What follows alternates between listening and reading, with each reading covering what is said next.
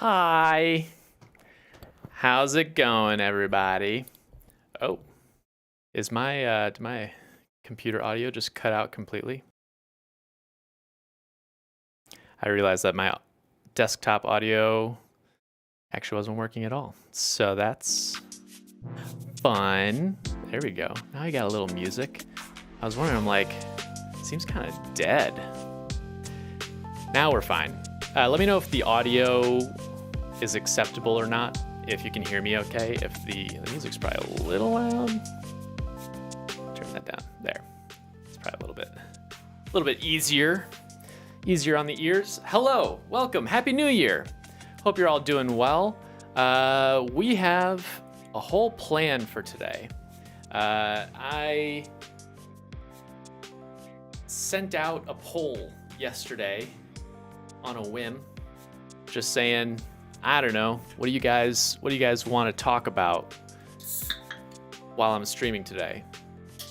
And perhaps this is no surprise, just because previous streams have focused on this. This is what we've done in the past. But like overwhelming, I mean, look at that. 50% of people said, let's keep working on this D&D one-shot campaign. If you're not familiar, if you're joining and you don't know what the heck I'm talking about, last year, near the end of the year, I started working on this D&D campaign that will be used as part of an upcoming video. It'll actually be the next video coming out in February. So no video this month, but that's okay. And that video is going to be all about using Dungeons and Dragons in a therapeutic context, right? So using it as a therapy tool. And so I wanted to, in order to like demonstrate that, I decided that I'm just going to make a campaign. So we've actually gotten pretty far. Let me pull up. Whoa. Let me make this a little bit smaller. If I can zoom out on this. Oh shoot. What did I do? Oh no. Okay, bear with me. All right. So I'm working on this campaign. I'm putting details into World Anvil, which is a website where you can create campaigns, where you can develop a wiki for your, whatever game you're playing, all that stuff. And so I've been slowly chipping away and putting more and more in here. Today, I think we've got, the goal will be to essentially, my hope is come up with the like stat blocks, so to speak, for the characters that we've already developed. So if you're unfamiliar with Dungeons and Dragons, or if you haven't been a GM, game master, or DM, dungeon master, it's important that I know all of the different statistics for these characters that I've created that will potentially be involved in battle or in some other, even non-battle, even in like social situations, because players will be rolling dice against them, and that will determine whether they're successful or not. So that's going to be one thing that we're doing today. But before we even get into that, it was interesting. I posted this poll, right? And, just asked folks, like, what do you want to see? And I left it open to other, right? Leave a comment with your idea. And I got 2 people who left comments. One of the people that left comments left an interesting one. So one person said, oh, do a stream about the most unethical psychology experiments, which would be kind of fun and interesting. A lot of it would be stuff that you've heard before. I feel like the most unethical ones are the ones that end up, making headlines, so to speak, and are held up as like historical examples of what not to do. But there was another comment here. Let me see if I can. Let me just do this. Shoot. Let's do that. Oh, it's kind of cut off near the bottom. Okay. So it's from this person that said, "Hello, we in the D&D community are having some problems. Please check out the hashtag OpenDND or look up the OGL 1.1 draft." Hey, Jeffrey, good to see you. Welcome, welcome, welcome. So when I saw this, I was like, okay, what is this? I get a lot of junk messages sometimes, right? Comments from people who they're promoting something, right? Or they're trying to like push some agenda. But I was like, okay, I'll bite. Let's look up this what this person is saying. So I went on, Twitter and searched for, what was it? OpenDND, right? And saw some comments, some tweets from people saying like, there's people are talking about OGL 1.1. There's like talks about, cutting off licenses and stuff like that, like in here. And I was like, what the heck is going on? And so I ended up searching. Hey, Joshua, thanks for the subscription. I ended up searching this term, right? OGL 1.1. So I was like, okay, well, let's figure out what's going on. And Gizmodo actually released the story on this. And come to find out that what the issue is, actually, give me 1 second. Let me see something real quick. Okay, yeah. So come to find out that part of what the issue is anybody, okay, I don't know if I'm like losing my mind or not. Are there people watching on YouTube right now? If you are watching on YouTube and you're hearing this right now, can you please just drop a comment or something just saying, hey? That would be really helpful. Just to make sure that like it's not glitching out on my side. Because it might just be that people are really quiet. Usually there's people. Thank you. All right. Hey, Ghost. Separior? Okay. I'm just insecure and need validation from people in the comments. So, all right. Hey, everybody. I appreciate you.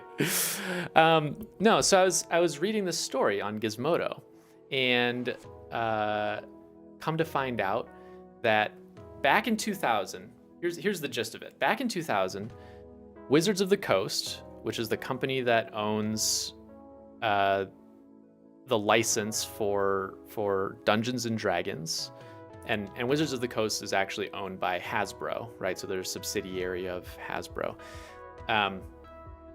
But Wizards of the Coast, back in 2000, released this license called the OGL, which I think is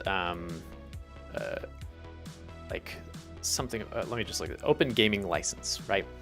So as it says here in this story, the Open Gaming License was a document that allowed a vast group of independent publishers to use the basic game rules created by Wizards of the Coast that are used in D&D. So, for example, all of the classes and races that you see in D&D, orcs, elves, halflings, right? As well as wizards and sorcerers and fighters, right? These various classes, races, as well as all of the rules, all of the spells that are used, all of the the core mechanics of the game. In 2000, Wizards of the Coast released this Open Gaming License that said, yes, you can use our license, right? You can use all of these rules, and we are not going to sue you. essentially. That's how it started out. Come to find out, in mid-December of 2022, there was a leak of an updated open gaming license. So it hadn't been released yet. It was something that it was a draft, right, of the updated gaming license, OGL 1.1. And essentially, what this would change is Wizards of the Coast would essentially say, you, like, anyone who uses our rules, anyone who uses like our gaming license, like will, let me actually look up the exact language because it is pretty staunch. One moment. Where did I see it? Hang on. Oh, that's the same one. It's, I mean, I'm not going to be able to find it. It was essentially something like, anyone who uses this license, we will be able to claim right to any work using this. We will be able to reproduce it. We'll be able to subcontract it. And we will hold all of the rights to anything using our rules. And so essentially, they are reneging on, you know, this 20-year agreement. And not only are they just creating this new agreement, but they're also eliminating the old agreement. So for example, let me give you sort of a real world example. When I started playing Dungeons and Dragons, I started playing Pathfinder, which was an offshoot from D&D. So when D&D went from version 3 to 4th edition, so 3rd edition to 4th edition, Pathfinder was this group of folks who said, well, we kind of like the rules of 3, we don't like the rules of 4, and maybe we could just tweak 3 to be a little bit better, a little bit more balanced, that kind of thing. And so oftentimes Pathfinder is called D&D 3.5, kind of. And so their entire company, right, Paizo is the company, their entire company, everything that they've created is based on the rule set, the bones of Dungeons and Dragons. And so if Wizards of the Coast enforces this new open gaming license, say goodbye to Paizo, right? Not to mention anyone who's created any sort of campaign or additional like rule sets or characters, that kind of thing, would all be under scrutiny and could potentially, like, Wizards of the Coast could shut down every single one of them if they really wanted to. So kind of a bummer. Yeah, I know. It was the first that I heard of it too, Jeffrey. There have been a lot of people making a stink about it, which is good. Some people wonder if Wizards of the Coast sort of released this OGL as a way of scaring people, and then later on maybe they'll like walk it back and everyone will be happy. I don't know. That seems kind of out there, but yeah, pretty ridiculous. So I hope that this doesn't happen. I mean, there's some good new language in the new OGL, but like it goes too far. So we will see what happens there, but it's not in place yet. So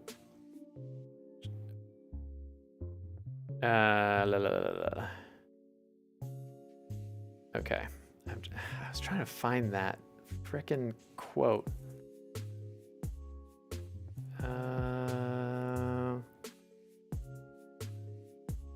No, I can't find it. Dang it. Well, anyway, it was pretty intense. So we're not gonna worry about that. We're just gonna keep going forward. It's probably not something that's gonna be released anytime soon, but I sure hope that they change their mind. because I think it would be pretty bad. I mean, if you think about it, right? The reason that Dungeons and Dragons has gotten so big is because it has sat on this creative community. So, you know, there was like essentially iterations and like remixes, so to speak, were encouraged. And that's why Dungeons and Dragons as a game has become so big, right? And you can make the argument, I mean, I'm sure that they're trying to hold on to, you know, their rights, their IP, if you want to call it that. But I think, you know, if this had been the rules from the beginning, it never would have gotten this big in the first place. They would be probably a way less profitable company than than compared to how things are right now. So I don't know if it's such a wise decision for them. All right, enough blathering about that. Other updates. This is kind of fun. Let me actually see real quick. Here, give me 1 second. Oh, look, that guy's in the background. Let me see something real quick.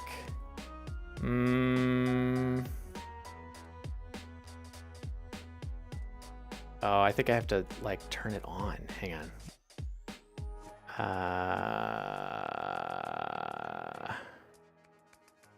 Okay, I'm doing this right now, so we're gonna mark that as done.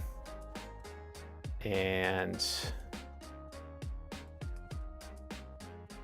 okay, it wants me to create a welcome thing. All right.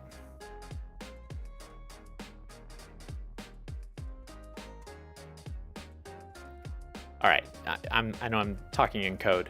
All right, now it should be done. Yes, now I can turn it on. Turn on. Yay. Can you show me though what I was... Okay, it's not gonna show me.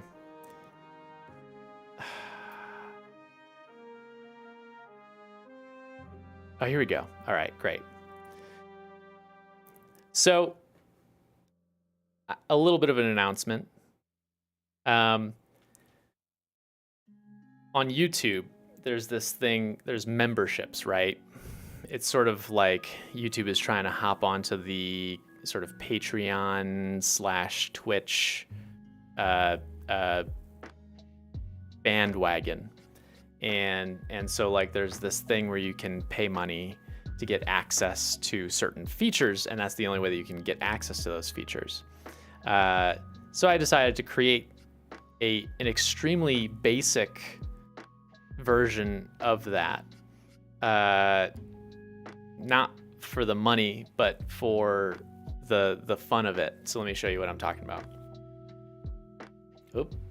So this is kind of what it is. So this is the channel membership. And for $1.99, it was the lowest that they could offer. Here, let me make this a little bit smaller. For $1, all right, you can join the membership. And during these streams, and even in comments for YouTube, our YouTube videos, you can use custom emojis. So we've got a Loki sort of pog face. We've got Bill, his face. I don't know what the emotion is, but you know, use it for whatever purposes you want. We've got the party cat. He's not moving, but normally he's like moving all over. And then we've got sad cat. I'm only allowed to put up 4 emojis, but if enough people join as members, then we can get a lot more. So check this out. I only need 2 people to be members to unlock an emoji. But think, if I could get to 30, 10 different emojis that we could always use. Anyway, it's just kind of silly. But not only that, it's kind of fun. not only do you get the emojis, there's also these badges that would appear next to your name in comments and live chat, which is sort of fun.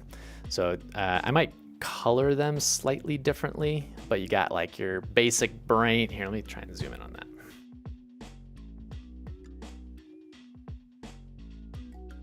You got your basic brain with the top hat, brain with the birthday hat, brain with the jester hat, brain with the wizard hat, brain with a baseball cap, a sparkly brain, and a rainbow brain at the end there.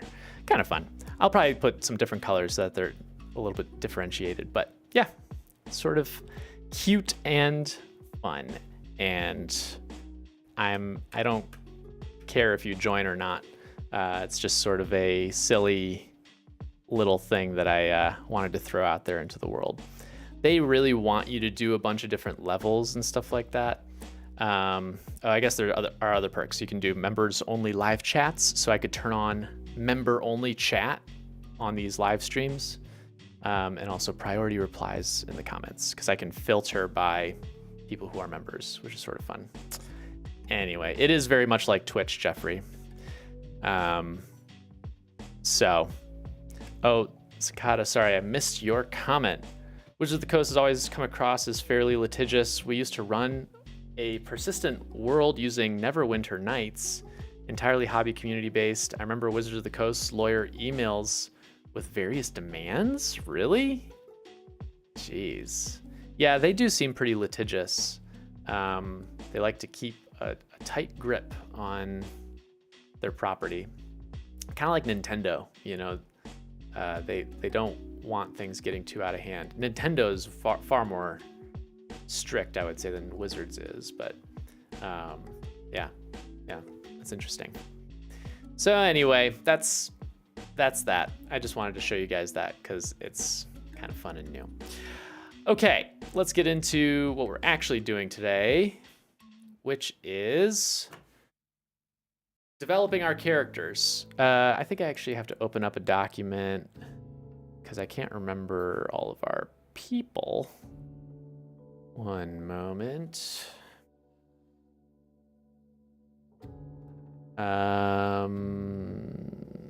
Is this it? I think this is it. Yeah, okay. So let me pull this over. So, during one of our earlier sessions, we came up with a lot of storytelling, a lot of characters, and I have highlighted those or bolded them so that they're easy to see. So we've got oh wait, no, hang on. Only one of them was the winner. I think it was Ted Blunt was the winner. Let's actually unbold this then. So we got Ted Blunt, who is a very boring, bland character. We've got Euphagis, the Devourer, who is our baddie, our main baddie. We've got, where'd they go? Snoda Tun, who ended up, who was the seer of the town. Let me see, what else? Who else did we have in there?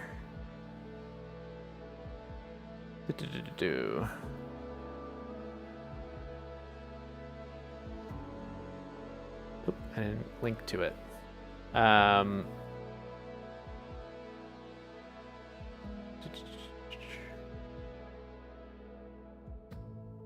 Okay, yeah. I think Snoda was one of the people, and then, oh, I needed to come up with a name for the barkeep, I think. But those are going to be the primary characters. So I guess first things first, we need a barkeep name.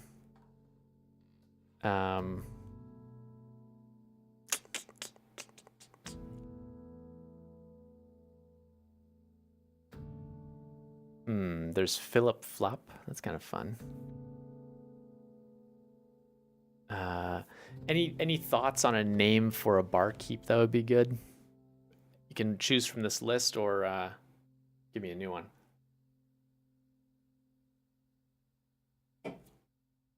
But then we have to come up with stat blocks. There's sort of some creatures beyond just Euphagous. So Euphagous is going to be a Mind Flayer. So that'll actually be pretty easy to come up with. If we open up, let's see, Indie Mind Flayer. Open up Forgotten Realms wiki. Or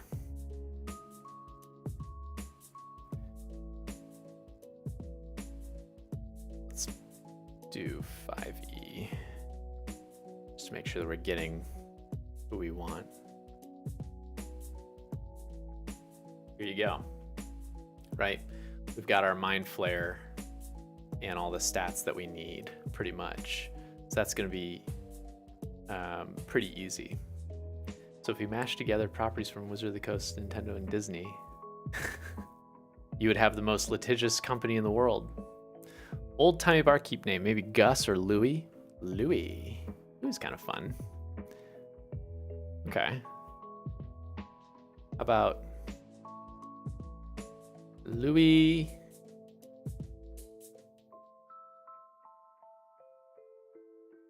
How about Louie? Louie Funk. Boring. Louie Funk. Barkeep. Great. All right. Snowed Ton is going to be the seer. So we'll need a stat block that kind of matches that. I guess another question that I have as we're going through this is, what level should our characters be? We can start them low level, you know, from level 1 or 2, but that can get a little, it's just not as fun, right? You have less at your disposal when you're that low level. So part of me thinks that maybe we should go for like level 4 or 5. Just so that they can have spells. What's the CR? That's a good question.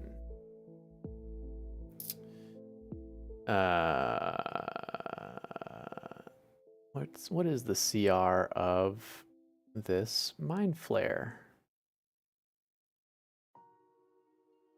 Why can't I find it? Oh, challenge 7. So the challenge rating is 7. Yeah, you found it before me. So that means probably 7th level is kind of what we're looking at, right? If I recall correctly. Let me look this up. Aggregate score of several statistics, blah, blah, blah. Or maybe it's like they have to be, if they're like 1 or 2 levels above, or if the challenge rating is 1 or 2 above their level, right? That's okay. I forget the math, but there's some sort of connection between challenge rating and party level versus player level. Let's take a look. Reddit will come save us. Okay. Is it really true that one... Hang on. Is it really true that one CR5 monster is equivalent to one level 13 player character? Whoa.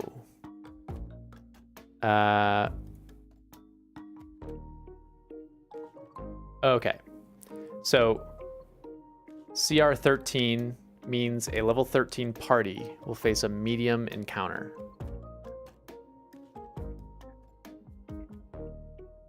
A single level 13 versus a CR5 creature would be a medium encounter. What?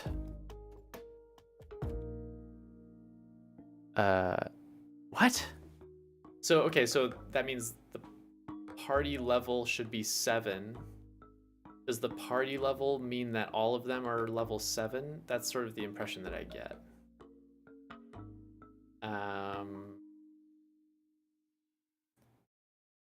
CR calculations were not designed to show one-on-one fights. Those designed for use against a group of 4 PCs. Okay, so if we have 3 to 4 player characters, which is what I'm planning on, then they should probably be around level 7, right? 6, 7. This is like one of their few battles. They won't be able to sleep. So that's one thing. They won't be going in fully locked and loaded. Probably want the Mind Flayer to be a difficult fight. Yeah, exactly.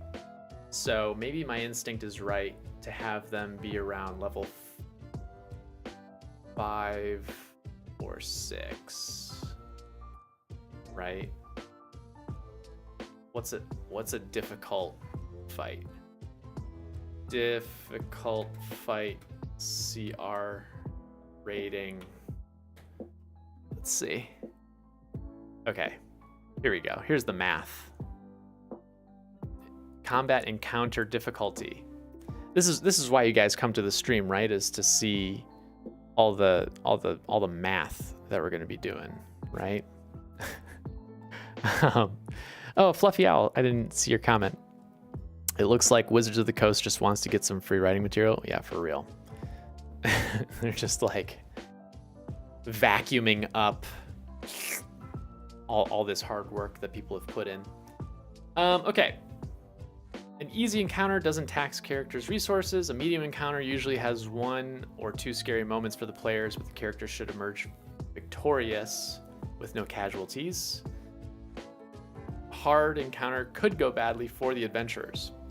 Weaker characters might get taken out of the fight, and there's a slim chance that 1 or more characters might die. I think that's what I want to go for. Not that I want the characters to die, but if they did, like, it kind of raises the stakes pretty seriously. And deadly encounter could be lethal for 1 or more characters. Survival often requires good tactics and quick thinking, and the party risks defeat. But also for an interesting fight, might some minor enemies in addition to the Mind Flayer. Yeah, I've got some minor enemies planned out, because it sucks when you've got your main baddie and then everybody just like gangs up on them. Usually what I like is to throw in diversions, so to speak, you know, like it's like I guess what I would compare it to is in a video game, if you're fighting a boss, like let's take Ocarina of Time, right? You're fighting against a boss, and in many of the boss levels, you'll have the main boss, and then that boss will like throw out these other baddies that you have to take out, or else they become a really big problem. So like the first boss like lays eggs that then hatch into other small spiders that you have to kill, and they will try to attack you. Okay, so encounter difficulty. XP thresholds by character. I don't know what their XP is. Character level. Evaluating encounter difficulty. I'm gonna skip over that because I don't know how to use that quite yet. Use the following method to gauge the difficulty of any combat encounter. Number 1, determine XP thresholds. I don't know. I guess I can sort of. Let's just say that they're gonna be level 5. Let's use that as a starting point. So a hard encounter would be 750. Okay. So each one will be 750. The XP thresholds by character level table has 4. Okay, yeah, already did that. Use the character's level to determine XP thresholds. Repeat this process for every character. Determine the party's XP threshold. Okay, so 750 times 4, let's say. So let's pull out the calculator. I'm not joking. 750 times 4. Yes, I could do this in my head if I really wanted to, because I'm really smart. But 3,000. All right. Record the totals. Okay, so 3,000 is what we're aiming for this final boss. Add up the XP for all monsters in the encounter. Every monster has an XP value in its stat block. Okay. The XP for the Mind Flare is 2,900. So that's pretty balanced, it seems to me, right? Let's see what the math says. If the encounter includes more than one monster, apply the multiplier to the monster's total XP. The more monsters there are, the more attack rolls you're making against the characters in a given round. Okay. So if we imagine there are 3 monsters. No. Yeah. If we imagine there are 3 monsters attacking with the Mind Flare, then that would be a 2x multiplier. We don't know what the XP is of those guys. So maybe we will have to raise, we might have to raise the level of our characters.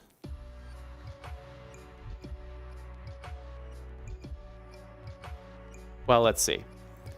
Compare the monster's adjusted XP value to the party's XP thresholds. The closest threshold that is lower than the adjusted... Wait, the closest threshold that is lower than the adjusted XP value of the monsters determines the encounter difficulty. Okay.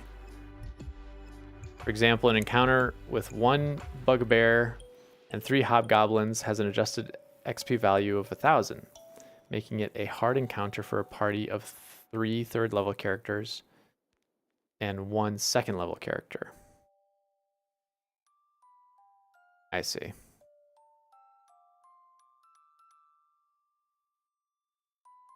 That's the character level.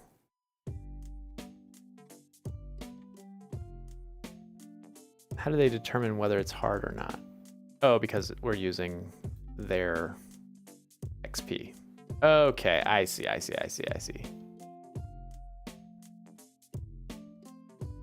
Okay, so here's what we got to do.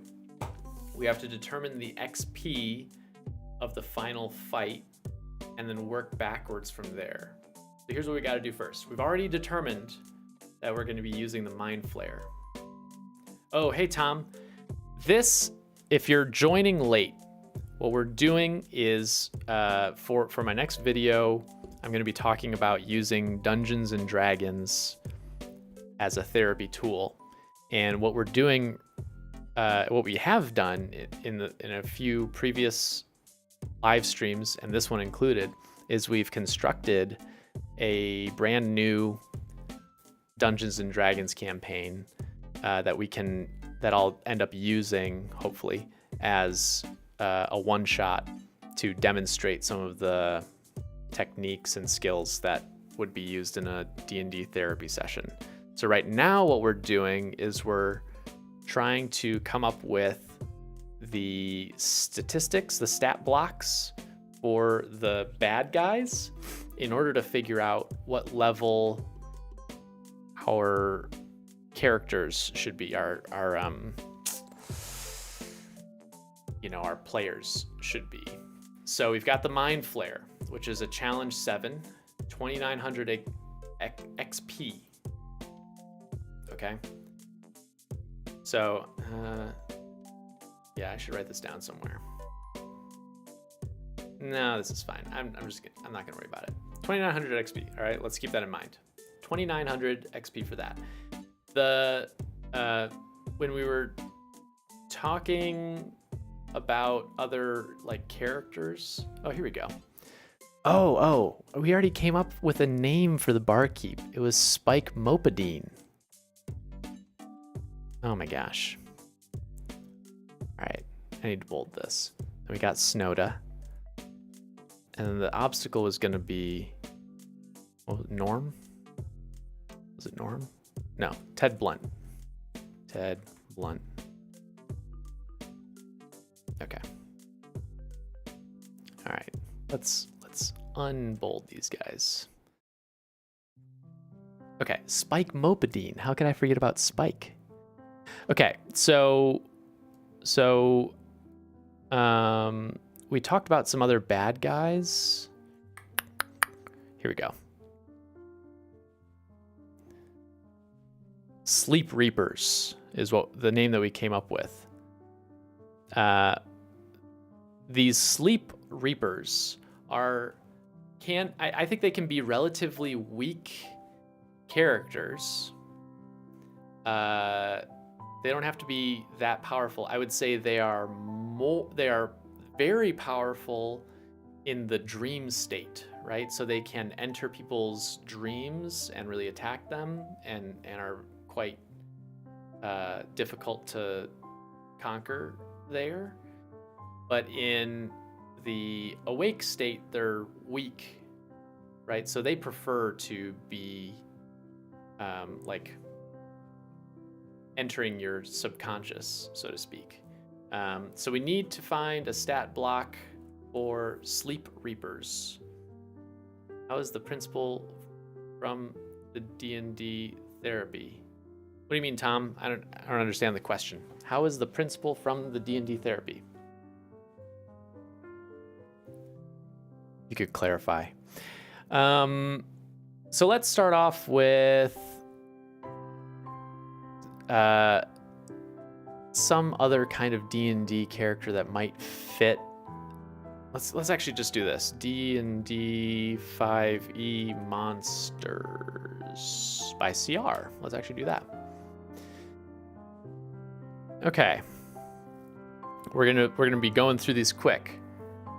No, it's not a shrub. Okay, what we're kind of looking for, oh, they might actually even have this. We're looking for like a ghost, I think, is almost what we're looking for, depending on how weak they are. But that's, or like a Dementor, to use another work of fiction. Darkling? Let's look it up. I don't see Darkling. Hang on, let's search on Darkling 5e.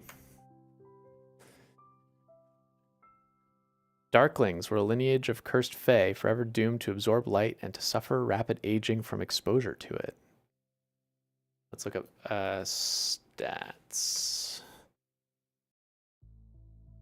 Okay, challenge half, which is great. It's pretty minimal. AC isn't terrible. 14 hit points, not bad either. Not very strong, which is good. Pretty dexterous. Yeah, this is lining up pretty well. Death Flash. I wonder what that is. And light sensitivity. I don't think they would have light sensitivity. And they could use their dagger. They probably won't have a dagger. I would guess that what they would try to do is, of the 2 attacks that they would have, they'd probably have something that would, well, maybe 3 attacks. One, oh, this would be really cool actually. One where they could try to make the player character fall asleep. One where they could frighten the character. potentially, and one where they try to bite them, I think. I'm going to keep Darkling up. So you go into the game as a character, and then you talk to individual characters, and they use behavioral therapy techniques. No, yeah, I get what you're saying, Tom.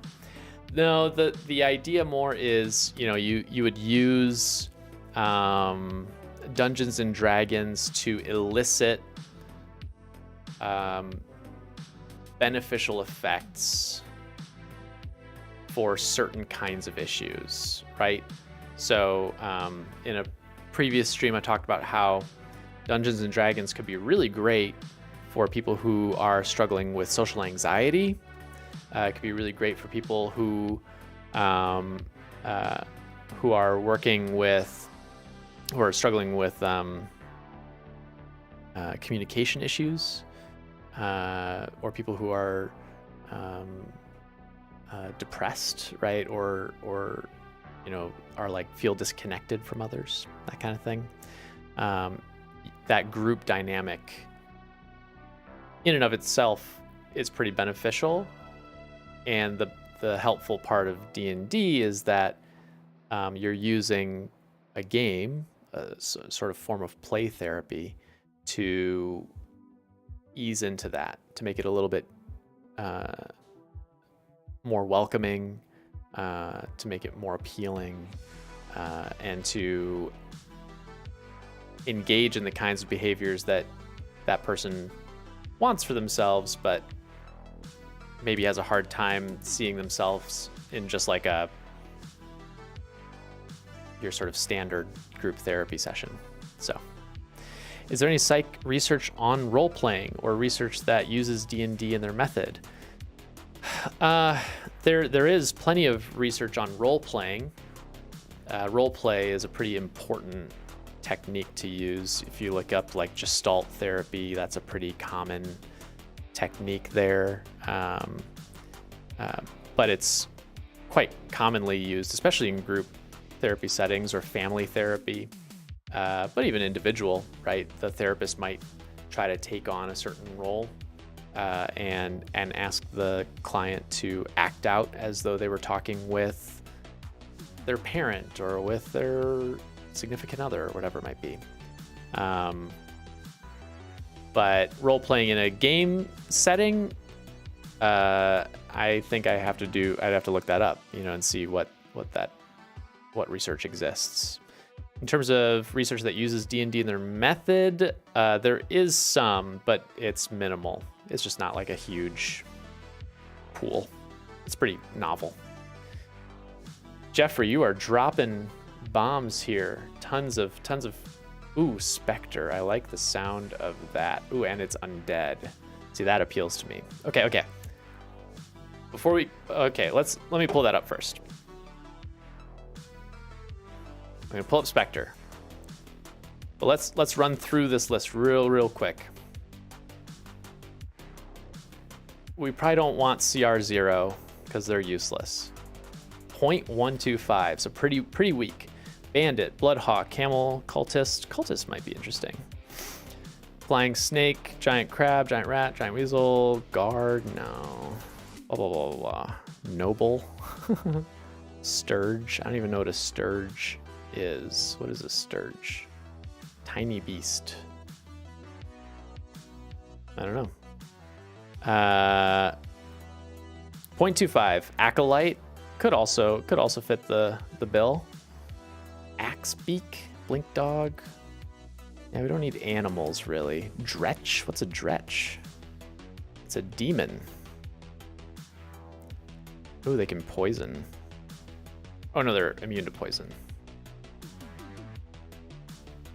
Well, this kind of sounds interesting too. I'll pull that one off to the side. Elf, Elk, Flying Sword. Just a sentient sword. Hey, Tom Tack Tom. Am I pronouncing that right? Tom Tack Tom. Thanks for joining over on Twitch. We got most people over on YouTube right now, but I'm telling you, most of you should switch over, right? Go to Twitch. You're gonna find more stuff there. All right. What else we got here? A lot of giant stuff. We don't want any of that. Goblin. Oops. Grimlock. Panther. Pseudo dragon. What's a pseudo dragon? It's a tiny dragon. Huh. I wish they gave the flavor text, but whatever. Swarms. I don't think we need to deal with a swarm. Zombie. Zombie's pretty lifeless though. It bites, I guess. It has dark vision, which is kind of cool. Pretty low AC. Okay, 0.5. Now we're getting into the range. Oh, Tom, you are Tom Tech Tom. Is that like a play on tic-tac-toe? No. I don't know. Let's see here. Dark Mantle. What's that? Small monstrosity.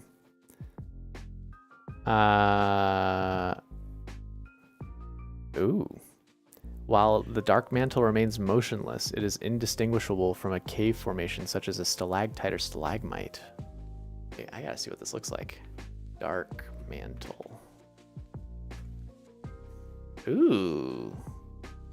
Look at that thing. Oh, if it'll show up. Okay, let me just look at these pictures.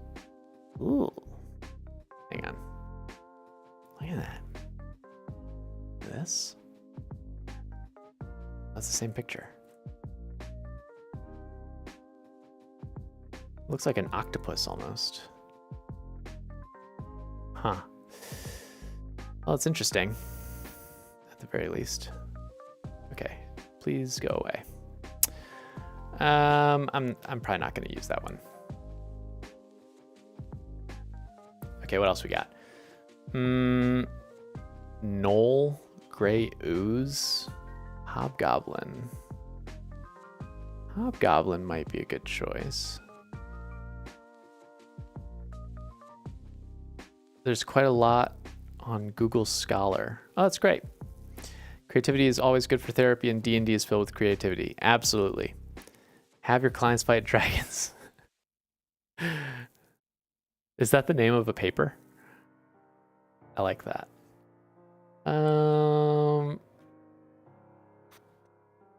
No, Hobgoblin isn't right. Okay, now we're getting to upper level. You know, we're getting to level 1 or challenge rating 1. Shadow. Oh, that was one that you suggested, Jeffrey. Let's take a look here. Medium undead, chaotic evil. Amorphous, which is kind of cool. I love that, actually. The idea that they can squeeze into any space. Shadow stealth. While in dim, I like that too. Sunlight weakness. I don't think they need to have sunlight weakness. Strength drain, though. What a cool action.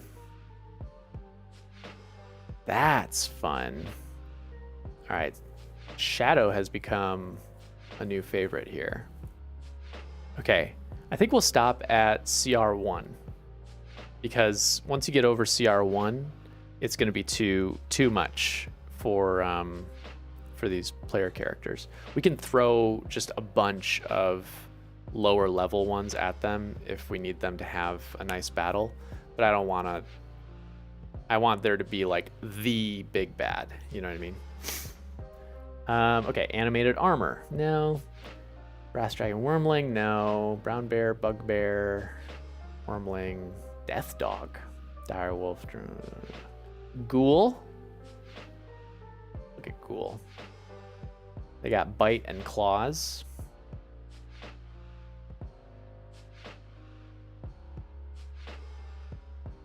And they can be paralyzed by claws potentially.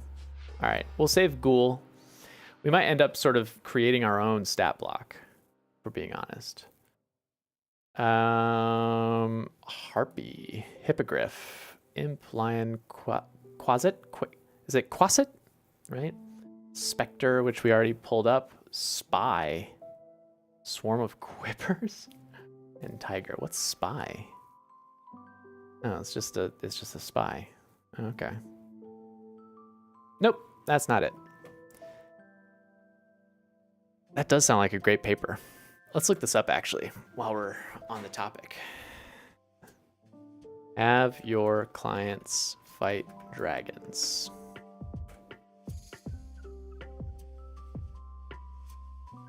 There's let your clients fight dragons. Is that it? Let's look at the abstract real quick. Okay. With an increasing public interest in the role-playing game Dungeons & Dragons comes the claim it holds psychological benefit. While the therapeutic roleplay is empirically well established, there we go. You were talking about roleplay before. The evidence surrounding D&D is unclear. The current study aims to summarize the literature pertaining to this topic and present possible avenues for the implementation of D&D in psychological interventions. So I take it that they wouldn't suggest implementing it unless they found something, unless they wouldn't be like, oh yeah, it doesn't work at all. But here's how you can use it. Let's see here. A rapid evidence assessment was conducted following the standards by the Center for Evidence-Based Management. Relevant search strings were entered into 7 databases. Only papers published in the English language till September 2020 were considered. Oh, this is relatively recent. 2021, yeah. And their quality appraised. The thematic analysis of 13 studies yielded 4 themes. No unified personality type of D&D players, which is good. So that's always a worry, right? That if people who play D&D fit a particular personality, then potentially D&D would only be helpful for certain individuals in a therapeutic context. Stakeholders' attitudes about D&D.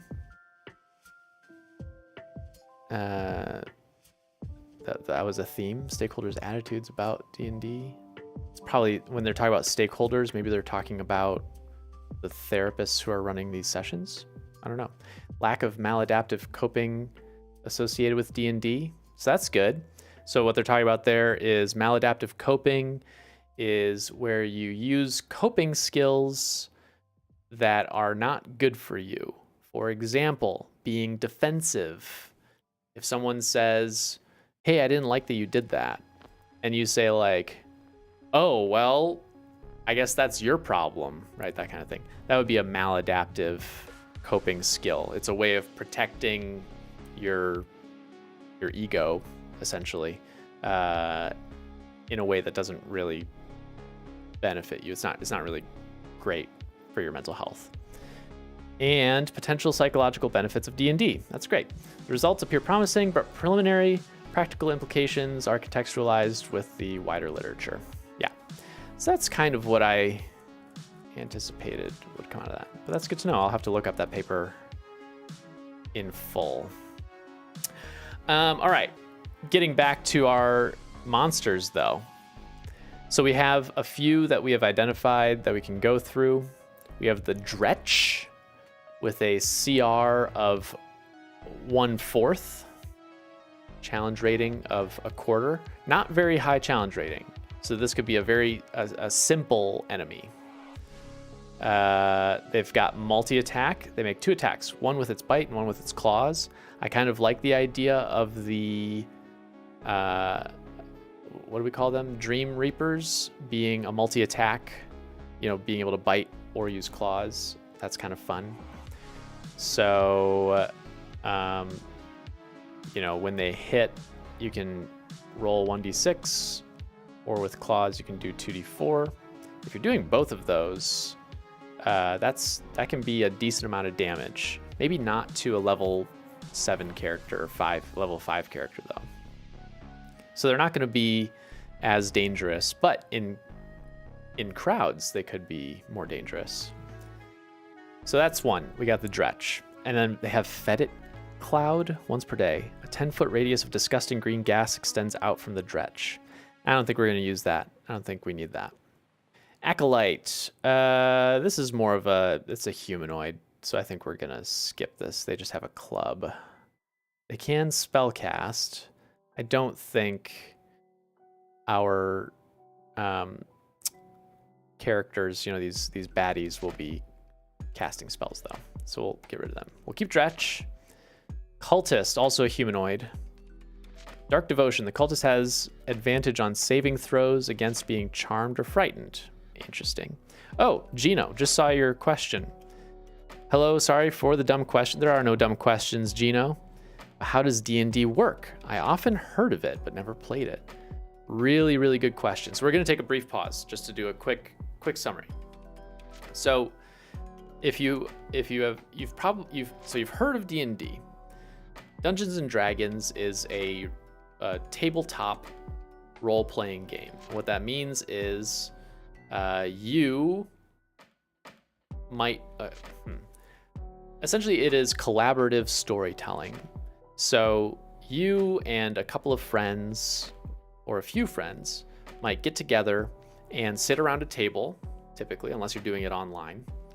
And there's one person who is sort of the leader, and they're called the game master or the dungeon master. And they are creating the world. They might be using an aid, right? They might be using like a book that they have that gives them a lot of information to help guide you through the world, like a pre-created world almost. Or they might be making it up totally from scratch. They probably have, most people have to prepare and actually have something at their disposal so that they're not constantly looking up information or just like making things up. Like what I'm doing here, I'm sort of coming up with statistics for these characters so that I can easily have that at my fingertips. And then everybody else who's around the table is playing one character, right? So they are playing their character. Like if you were to play a video game, it would be that main person that you're playing, right? You are playing as Link. That's essentially you as a player character. And the DM is playing everybody else. So they're playing all of the NPCs, right? All the non-player characters, and creating the environment for you. So the DM is sort of like the gaming console or the information on the disc, right? They are throwing out the environment for you, and then you play as the character along with your other player characters to explore that world and to interact with it. The nice part about D&D is that oftentimes it's very open, right? Now, open world games have become more common, but it's like to the extreme. You could say whatever you want, you can do whatever you want, and you might annoy the GM or DM. But yeah, it's very collaborative. So, and it's often, in sort of traditional D&D, it's often based in this sort of high fantasy world. So think of stuff like Lord of the Rings is sort of the foundation for a lot of the like stuff that you see in D&D, right? The sort of environment. So anyway, hope that answers your question. So Cultist has advantage on certain saves and then attacks with the scimitar. And they swear allegiance to dark powers, right? Now, this is interesting. I don't think that we need to specify that in the fact that the Sleep Reapers are sort of, that they would swear allegiance to the Mind Flayer. I think that's pretty easy to identify. So I don't think we need to save Cultist either. I cast Magic Missile into the darkness. Yeah, exactly. Okay, so we got Dretch. Let's go to Spectre. Spectre was one that we saved. So medium undead, challenge rating of 1. So a higher challenge rating, at least compared to the Dretch. They've got a lot of damage resistances, including bludgeoning and piercing and slashing from non-magical attacks. So if they are magical, then that wouldn't apply. And they're immune to necrotic and poisoning damage. They're also immune to a lot of other conditions, which makes sense. Let's see. They have dark vision. No passive perception. Oh, no, they have passive perception of 10. Let's see. They understand. Oh, this is interesting. Understands all languages it knew in life, but can't speak. It's probably just common for our world. Okay, their abilities. We've got incorporeal movement. Spectre can move through other creatures and objects as if they were difficult terrain. It takes 5 or 1d10 force damage if it ends its turn inside an object. That's interesting. Oh, weird. So it could end its roll. It could end its turn inside of a character. I wonder what, like, it'd be kind of interesting if that departed some effect on the player. But anyway, sunlight sensitivity. We see that a lot with these kinds of characters. With Spectre, with the Ghost, they don't like the sun. Actions, life drain. Okay, so this is similar to strength drain. Melee spell attack, +4 to hit. Reach 5 feet, 1 creature. It would be 3d6 necrotic damage. That's a lot. Whoa.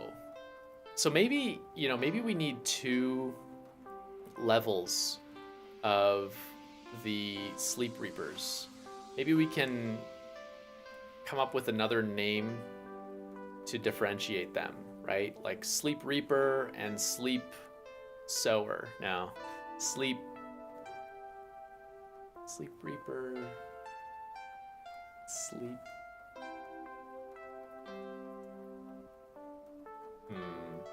I don't know. Put your ideas in the comments. Sleep Reaper is, I think, a really cool name, and then we need something else.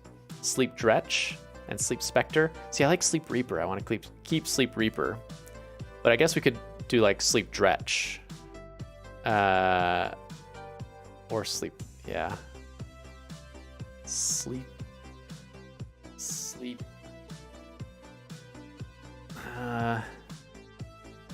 See, Sleep Reaper seems like a good name for the Spectre. Nap Reaper. Nap Reaper and Power Nap Reaper. It's a fiend. Sleep Fiend? That just sounds like somebody who's really enthusiastic about sleeping. Nightmares? Oh my gosh.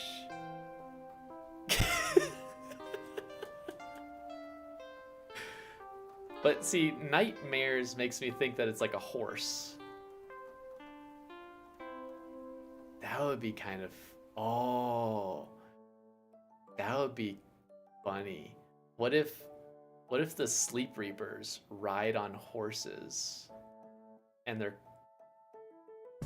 called Nightmares? Wait, no. Okay. Yeah. So, okay, here's what we do. We have a Sleep Reaper. Oh, okay. I think let's think about this. Okay, before we get ahead of ourselves, let's look at the rest of the characters. I have an idea, which is you have Sleep Reapers, which start off with a similar stat block to a Dretch, but I would give them the ability to put a character to sleep. And if the character ends up falling asleep, then in their dreams, they become the stat block for a Spectre. Wouldn't that be cool? And then once they kill the Spectre, then because then it becomes a one-on-one fight unless other characters fall asleep, right? I think we can just classify that the sleep space would all be one arena. That would be really scary, right? You go into a dream and now you have an even bigger enemy in front of you. I like that. And then with the nightmares, maybe something can be riding on the horse. Maybe we can get some inspiration here. Okay, let's look at ghoul. With the ghoul, they're medium undead. They're immune to poison damage. They have dark vision. They have bite and claws. So not too dissimilar. Their challenge rating is higher, right? So they're higher than the Dretch. See, I like the Dretch because they can do multi-attack, but they're pretty weak, all things considered. Like their armor class is super low, and their hit points are pretty low too. And they don't move very fast, apparently. But then the Spectre, holy crap. Their armor class isn't much better, actually. But they have more hit points, and they can move like nothing. So yeah. Oh, I didn't even finish looking at their ability. So they give necrotic damage, and then target must succeed on a DC 10 Constitution saving throw, or its hit point maximum is reduced by an amount equal to the damage taken. Wow. That sucks. This reduction lasts until the creature finishes a long rest. Target dies if this effect reduces its hit point maximum to 0. Wow. So essentially what that's saying is it can damage you, and then if you fail your Constitution saving throw, like if you roll your die and it's not above 10, then your total hit points gets permanently changed until you take a long sleep, which we won't be doing in this campaign. It's just not feasible. So you just have a permanently decreased hit point bar, essentially. Interesting. Okay, let's look at the ghouls' attacks. They've got bite. Pretty solid bite damage there. Not great, in terms of add-ons for their hit. Or they can do claws, which frankly, I guess is a little bit less powerful, but seems like a pretty good attack. If the target is a creature other than an elf or undead, it must succeed on a DC 10 Constitution saving throw or be paralyzed for 1 minute. The target can repeat the saving throw at the end of each of its turns, ending the effect on itself on a success. Okay, so paralysis. So conditions are kind of an interesting factor of D&D. I think I don't really want to do conditions like paralysis or poisoning. I think I would personally move more towards effects like falling asleep. Is that a condition? Let's look this up. 5e conditions. Okay. We've got blinded, charmed, deafened, frightened, grappled, incapacitated, invisible, paralyzed, petrified, poisoned, prone, restrained, stunned, unconscious, or exhaustion. An unconscious seems the closest. An unconscious creature is incapacitated, can't move or speak, and is unaware of its surroundings. The creature drops whatever it's holding and falls prone. The creature automatically fails strength and dexterity saving throws. Attack rolls against the creature have advantage. Any attack that hits the creature is a critical hit if the attacker is within 5 feet of the creature. Yeah. Exhaustion, you think exhaustion? Maybe that makes more sense. Let's take a look. Because that seems a little bit too much. Oh, where's exhaustion?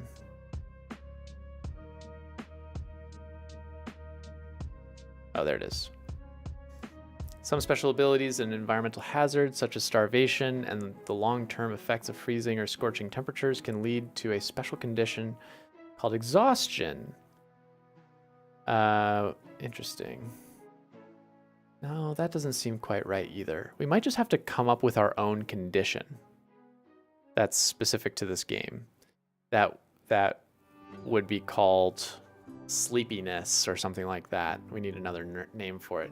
Sleepiness synonym. Drowsiness, tiredness, languor, inactivity, heaviness, lassitude, enervation. Enervation, interesting. Torpor. Why do I want a condition? Mostly, I want the condition just to be able to reinforce this like sleep idea. So why I want the sleep condition so that if a player character gets attacked by one of the sleep reapers, one of the dretches, essentially, they're a weak character, right? So they can be done away with easily. But if the dretch gets to you and makes you fall asleep, right? If they're successful in their attack, then once you go into the sleep state, the dretch is also there and you're by yourself, and the dretch now has a new stat block as a specter.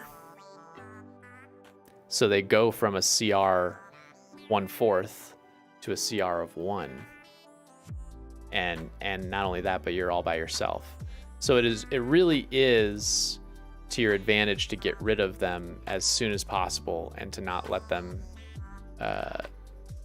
hit you. Maybe an effect similar to Bane?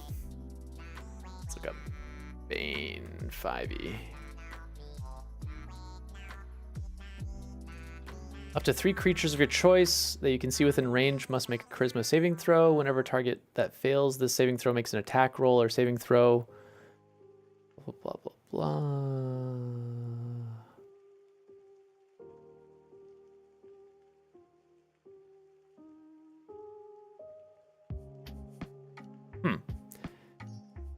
I want it to be like they are transported to another place. So I think let's just make it simple and say that they fall asleep. So sleepiness maybe is the wrong. Asleep. Let's look up asleep. Sleeping, slumber. Ooh, slumber could be a cool word to use there. Napping, cat napping, dozing, doze, doze. Because if we're looking at the conditions here, it's like exhaustion, stunned, restrained. It's like acting on that person, right? So reposed.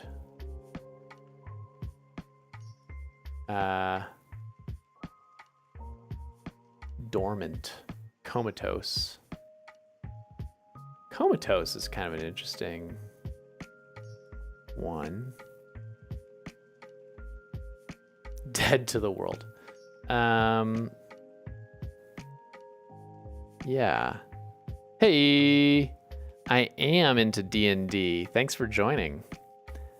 Yeah, comatose, I think is, well, I don't know. Comatose is not always like mean that someone's sleeping. I guess slumber. Let's just use slumber. Let me actually document this so that I don't forget. Let's do a page break. New condition. Whoop. Slumber. And what that means is upon a successful attack by a sleep dretch, the PC enters a new enters a sleep state and is accompanied by the attacker, but the sleep dretch has been transformed or evolved into a sleep reaper. Okay, that's the condition. What am I looking for? Well, we're coming up with stat blocks right now. So the main baddie we already have identified. The main baddie is going to be a mind flare. So we've got the stats for that figured out. No need to figure that out. What we're trying to do essentially is look at the challenge ratings for the various bad guys that our characters are going to face and work backwards from that in order to figure out what level our player characters should be. So I like the Dretch, I like the Spectre. For the Ghoul, I'm not gonna worry about that. I'll keep it up because I might use the language that's used here. You know, I guess it would be kind of interesting to add some contingencies to the sleep condition. So I think, you know, because it would suck if you're in a really tight spot and then your teammates can't help you. So I think what I would maybe do is make it a full round action for one of the players to wake up someone who is asleep. Yeah. Let me make a note of that. It takes a full round action from to wake someone up from slumber.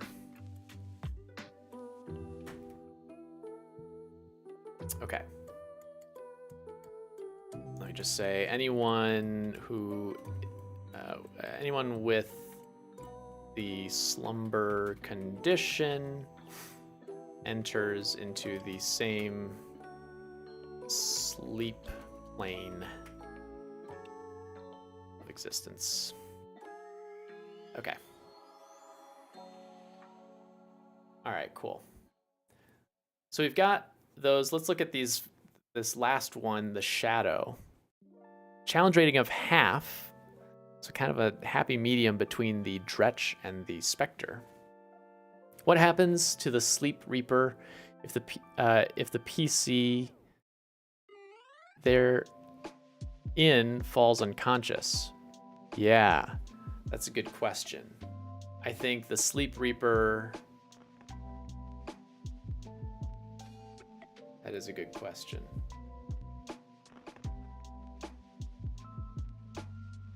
My impulse is to say that the Sleep Reaper emerges from the unconscious body and is a Dretch again. You know?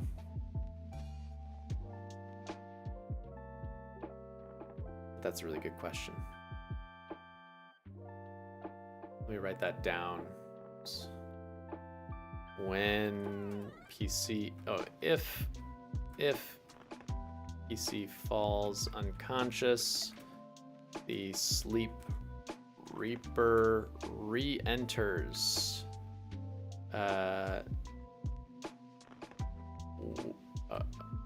awake plane as Sleep Dretch.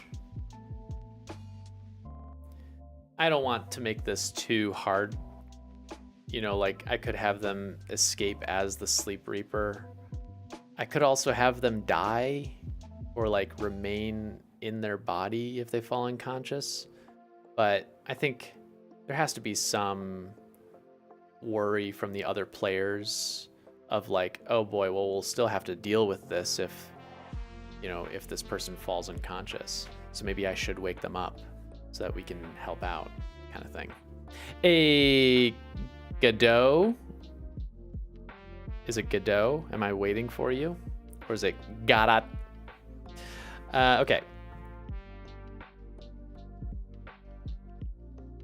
So the thing that I liked about Shadow is it had some cool qualities. So amorphous, can move through space. Space as narrow as 1 inch wide without squeezing. Shadow stealth. While in dim light or darkness, a shadow can take the hide action as a bonus action. And I don't care about the sunlight weakness. Actions, strength drain. Okay, so let's read this. +4 to hit, 2d6 + 2, pretty good. Necrotic damage, and the target's strength score is reduced by 1d4. Wow, that's pretty substantial. The target dies if this reduces its strength to 0. Otherwise, the reduction lasts until the target finishes a short or long rest. So they could do a short rest. Short rests will be possible during this campaign. A long rest will not. If a non-evil humanoid dies from this attack, a new shadow rises from the corpse 1d4 hours later. Oh, wow. Okay, good to know. Well, I don't think that'll be a factor in our game. I like the strength drain, and I like the strength drain a little bit more than the life drain. Just because they can use a short rest to get out of it, potentially. I don't know. What do you guys think? I think that makes sense to me. Okay. So now I got to figure out how to create a stat block. So let's go into World Anvil. I haven't been back on World Anvil for a little bit because of the holidays. So bear with me as I'm like stumbling through trying to find where things are. So let's see here. I'm looking for a character? No, not a character. I'm looking for a bad guy. Stat block of a monster. Okay. All right, so we're getting to the point where we need to start naming things. We have Sleep Reaper as the name of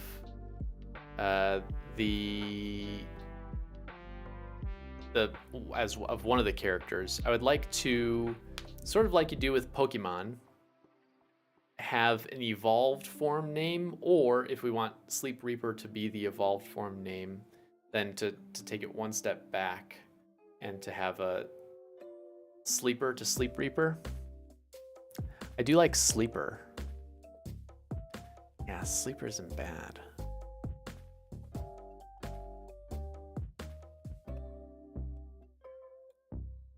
And so then, yeah.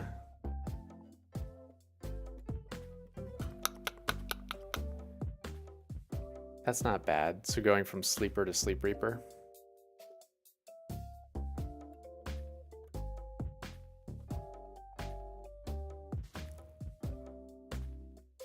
I like that. You know why? Because Sleeper doesn't sound all that scary. You know, if you're encountering these sort of weak enemies, you're like, oh, it's a sleeper. Sleepiest, reepiest. Yeah, I don't think I'm gonna go with sleepiest, reepiest.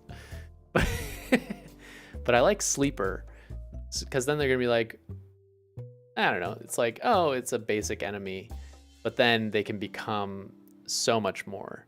Resident Sleeper. Bobicus, what's up, dude? Glad to see you. Join in the chat. Resident Sleeper. Yeah. Here for the therapy? What kind of therapy you need, Bob? Okay, well, let's start. I like the idea of Sleeper. Watch out for the sleepy reepies. Yeah.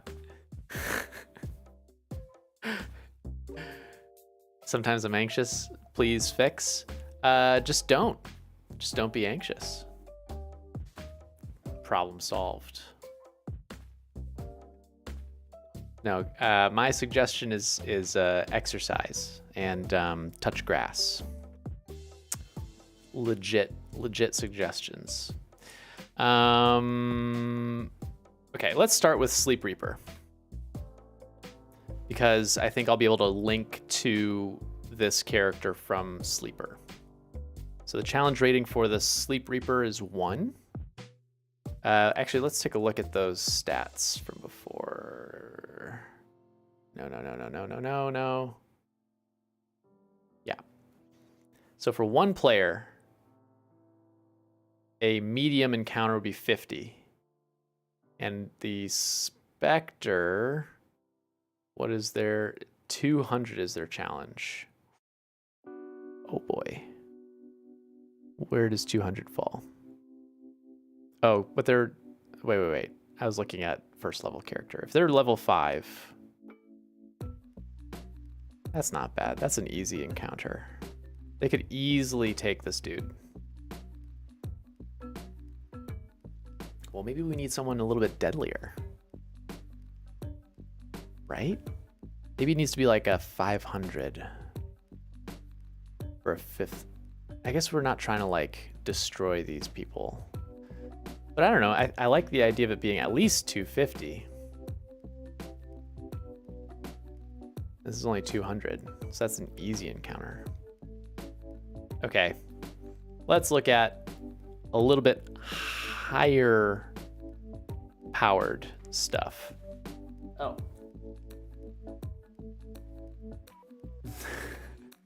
Pavicus, that does not count. You need to go outside. 3 sleepers? Yeah, I guess. 3 sleepers? Is there something more intense? Cult fanatic, druid, Ettercap, what's that? Ghast, what's that? Medium undead, bite claws. Any creature that starts its turn within 5 feet of the gas must succeed on a DC 10 Constitution saving throw or be poisoned.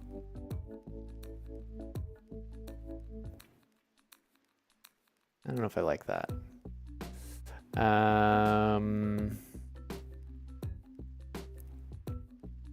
Mimic, those are fun.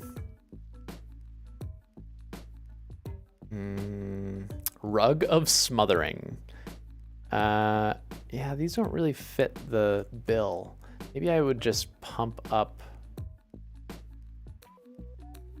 the stats of the Spectre, because I like the Spectre in, in terms of its abilities. So maybe what I would do is I would take the stats of some of the stats of the, where was it? Where the heck did it go? Of the Ghast. There we go. So armor class, maybe you should go up 1. And the hit points maybe should go up by like 20. Right? Oh, that's a shadow. Wait, Spectre. There we go. Yeah. So hit points would go up by like 10 or 15.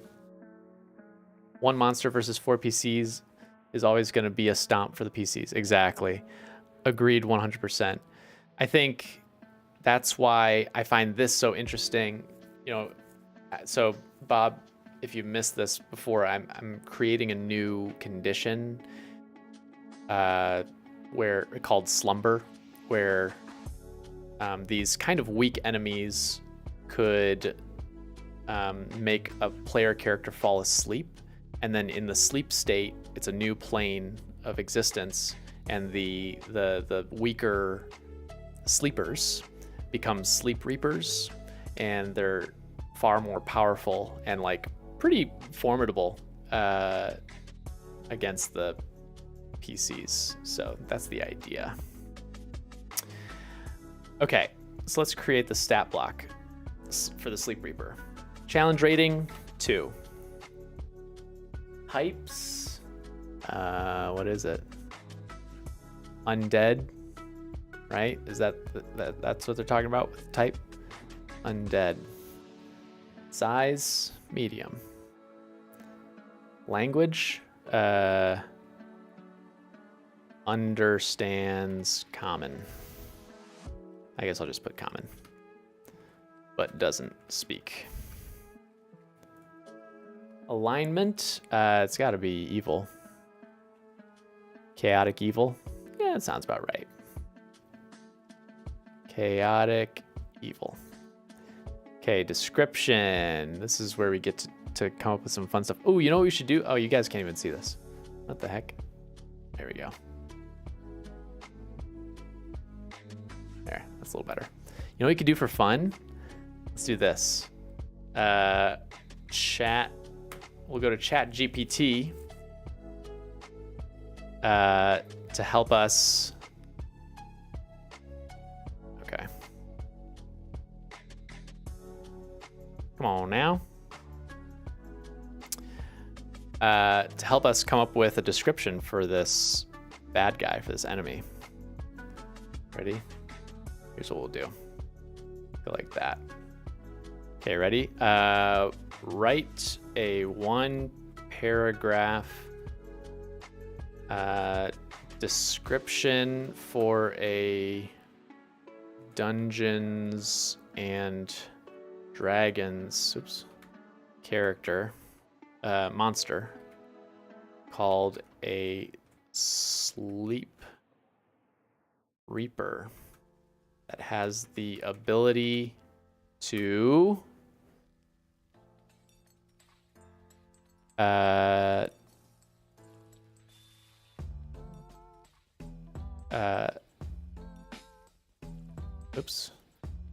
disappear in shadows. What else? Let's see. Grow in strength in the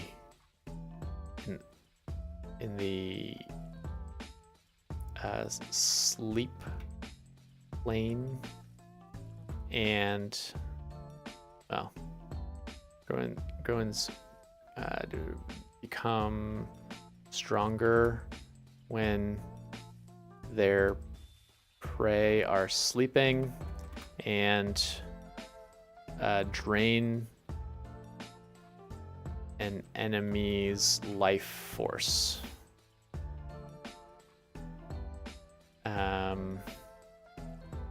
Let's see what they do with that. The Sleep Reaper is a fearsome monster that lurks in the shadows, waiting for its prey to fall asleep. Once its victim is deeply unconscious, the Sleep Reaper can disappear into the shadows and reappear next to them, drawing upon their life force and becoming stronger with each passing moment. Those who fall victim to the Sleep Reaper's draining attack may never wake up, succumbing to a permanent slumber from which they can never escape. Not bad. I'm going to take that and I'm going to modify it. So take that. Once his victim is deeply unconscious, Sleep Reaper can enter deeply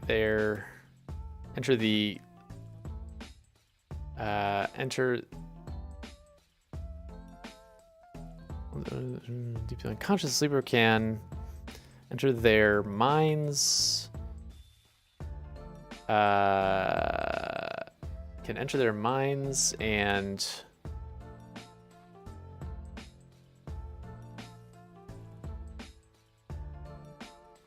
I think enter their minds, drawing upon.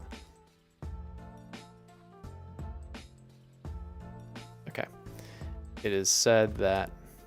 Nah, I'm not gonna. I was gonna put in some little flavor for like, you know, the way that they enter into the unconscious person's mind is by like climbing in through their sleeping mouth. Suggested environments. That's what that says. A little hard to see. Suggested environments. Are they talking about like, it looks like it's supposed to be a paragraph, but I think I would just put like caves, dark spaces, the underworld near their masters, right? Is that kind of what they're talking about? Or I guess I'd say like anywhere their master sends them. I don't know. Okay, AC, we said we wanted a little bit of a higher AC. So we'll go with AC of 13. That seems fair, right? Hit points, 36. We could roll for it, but I think we'll just use the set stat block. 36. Strength. I don't know if there's a difference between the Spectre and Ghast. Oh, there is. Quite a significant one.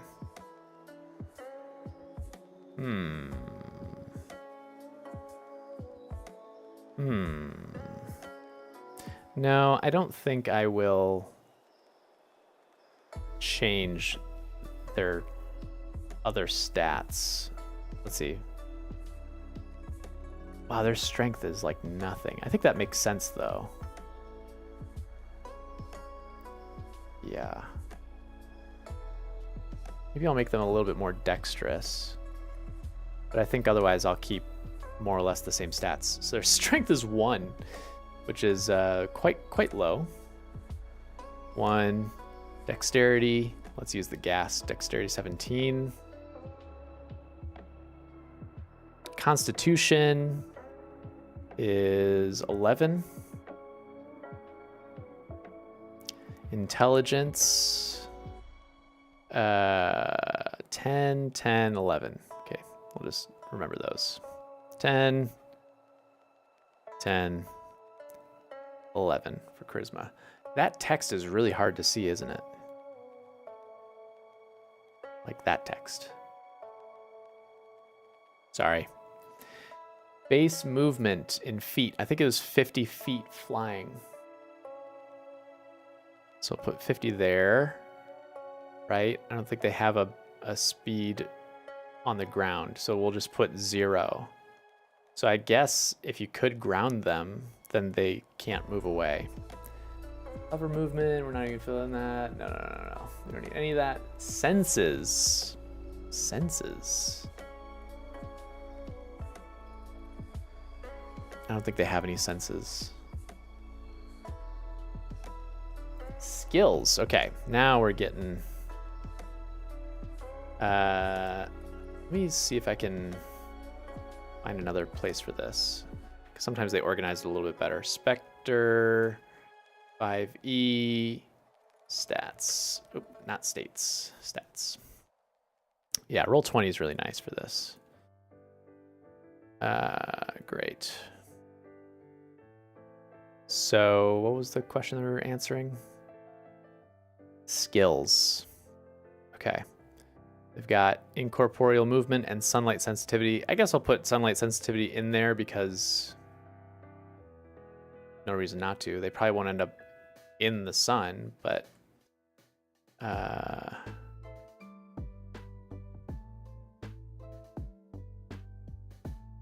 might as well put that in there. Senses. What do they mean by senses? Do you guys know what they're talking about when they say senses? I've never seen that before, so it's unfamiliar to me. Okay. Saving throws. Well, hang on. We're kind of missing out on all the resistances. Are those things that they bring up later? Yes, they do. Okay. Saving throws.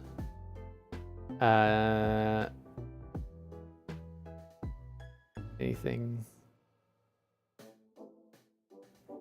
Do they have actions at a later point too? Or is actions part of skills?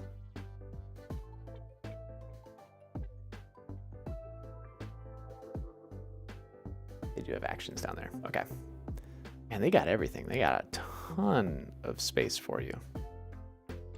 Saving throws. Nothing special. So I'm not going to put anything in there. Let me move this over. Damage vulnerabilities. None. Damage resistances. A lot. Acid, cold, fire, lightning, thunder, bludgeoning, piercing, and slashing from non-magical attacks. Dark vision would go under senses? Oh, really? Oh, you're right. Duh, it's right there. And they have passive perception as well. Okay. So I feel like our characters are going to need magical weapons. Right? Each one should have at least one. Because otherwise, they have no chance against this guy. Okay. Damage immunities. What are they immune to? Oh, they're only resistant to those. I see. So they're not immune. Still, it'd be a tough fight. Condition immunities, a lot, which is fine. Makes sense. Okay, spell casting, they don't have any of that. Languages, we already have that. Actions. Yeah, this is all spell casting, special abilities, actions. Here we go.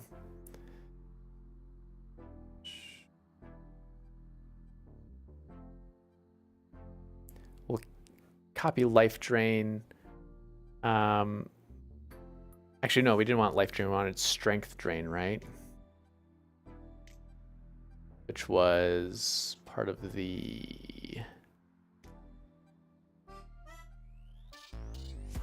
No. Shadow. Here we go.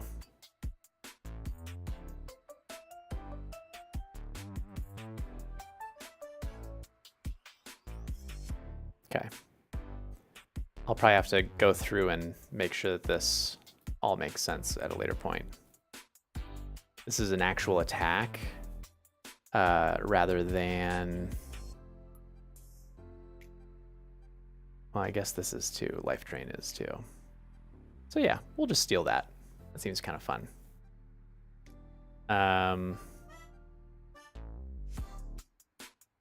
Reactions, legendary actions, layer description, layer actions, regional effects, image. Ooh, I can put in an image. Paste here the ID of the image. Source. Okay.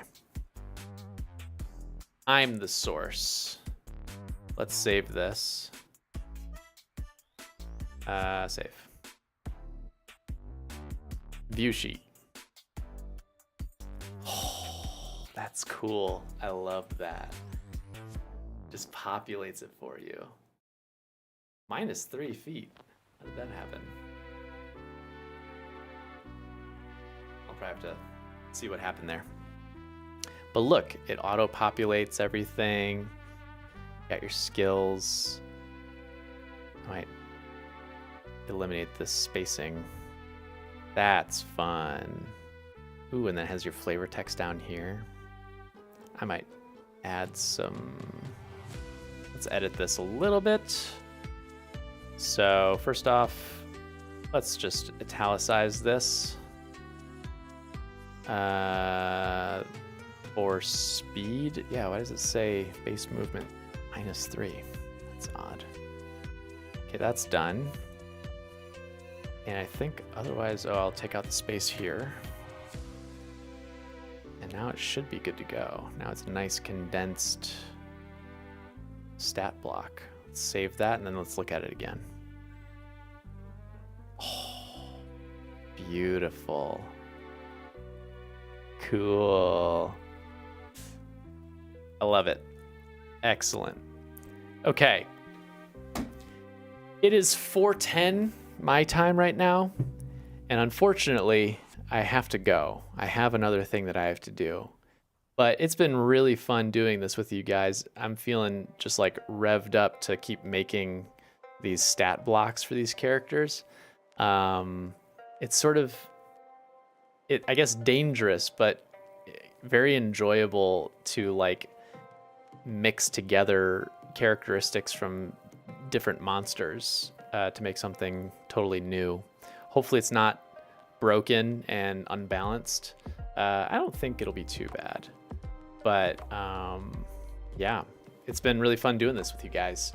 So I hope that you have a wonderful, wonderful beginning to your new year, and just a good rest of your Friday and a good rest of your weekend.